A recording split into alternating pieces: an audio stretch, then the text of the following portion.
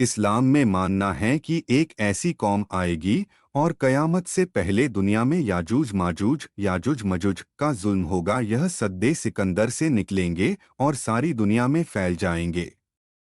یاجوج ماجوج کا جب آنا ہوگا، ایسے میں وہ دنیا کے امن چین کو تباہ و برباد کر دیں گے۔ آپ کو بتا دے، یاجوج و ماجوج حضرت نوح علیہ السلام کے بیٹے یافس کی اولاد سے ہیں۔ یہ دونوں 400 قبیلوں اور امتوں کے سردار ہیں۔ ان کی کثرت کا کوئی اندازہ نہیں لگایا جا سکتا ہے۔ مخلوقات میں فرشتوں کے بعد انہیں کثرت دی گئی ہے۔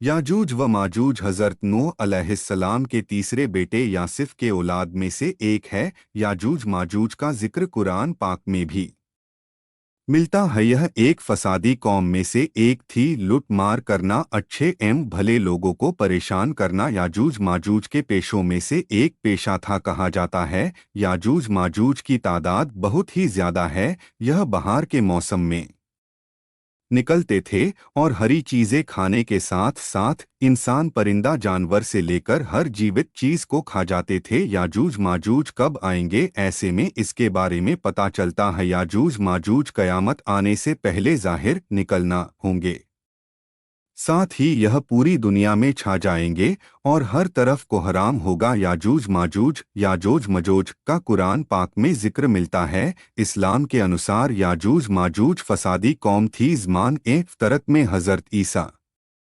علیہ السلام کے بعد جب ذوالقرنین اس جگہ پہنچے جہاں یاجوج ماجوج کا ظلم تھا، ایسے میں وہاں کے مخلوق سے حضرت ذوالقرنین کو یاجوج ماجوج کا واقعہ پتہ چلا۔ پھر لوگوں نے حضرت ذوالقرنین سے مدد کی گہار کیا۔ ایسے میں حضرت ذوالقرنین نے 2 پہاڑوں کے اس درمیان کو جس سے یاجوج ماجوج آتے جاتے تھے، اسے اللہ پاک کے حکم سے لوہے یا شیشے کی دیوار بنا دیا۔ اس طرح سے یاجوج ماجوج ہمیشہ کے لیے قید ہو گئے۔ یاجوج ماجوج کی دیوار کے ماجوج کی دیوار کے بارے میں ذکر ملتا ہے کہ یہ 200 گز اونچی اور 50 یا 60 گز چوڑی ہے۔ یاجوج ماجوج کی دیوار کو سدے سکندری کے نام سے بھی جانا جاتا ہے، ایسا اس لیے کیونکہ ذوالقرنین کا اصلی نام سکندر تھا۔ یاجوج ماجوج کے آنے کے بارے میں پتہ چلتا ہے کہ امام علیہ السلام کے ظہور تک یہ بند رہیں گے۔ حضرت ذوالقرنین کے دوارا دیوار بنانے کے بعد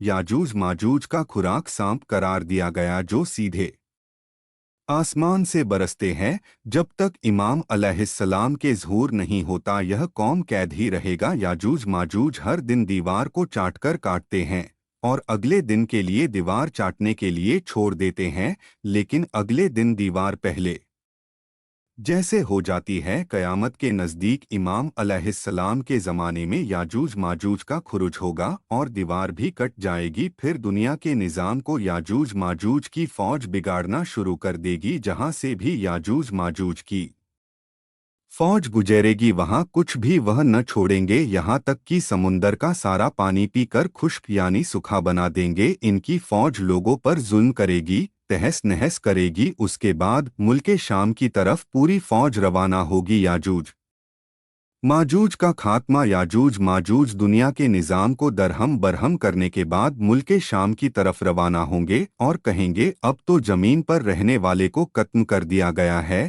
اب آسمان والوں کو چلو خاتمہ کرتے ہیں۔ اس کے بعد یاجوج ماجوج کی قوم آسمان کی طرف تیر چلائیں گے۔ یاجوج ماجوج کی فوج جو تیر آسمان کی طرف پھینکیں گے وہ اللہ پاک کے حکم سے خون سے لگا ہوا آسمان سے واپس آئے گا۔ ایسے میں یاجوج ماجوج بہت ہی خوش ہوں گے اور آپس میں باتیں کریں گے، اب ہمارا اقتدار زمین سے بلند ہو کر آسمان تک پہنچ گیا ہے اور ہمارے سوا اب کوئی باقی نہ رہا۔ اب اس کے بعد ایسا دور شروع ہوگا کہ گائے کا مول 100 اسرفی کا ہوگا۔ ایسے میں حضرت عیسیٰ علیہ السلام اللہ پاک سے یاجوج ماجوج کی قوم کے لیے بددعا کی دعا کریں گے۔ اللہ پاک حضرت عیسیٰ علیہ السلام کی دعا کو قبول کریں گے اور اللہ پاک یاجوج ماجوج کی قوم پر ایک ایسا کیڑا مسلط کریں گے جس کی वजह से याजूज माजूज की कौम का खात्मा हो जाएगा।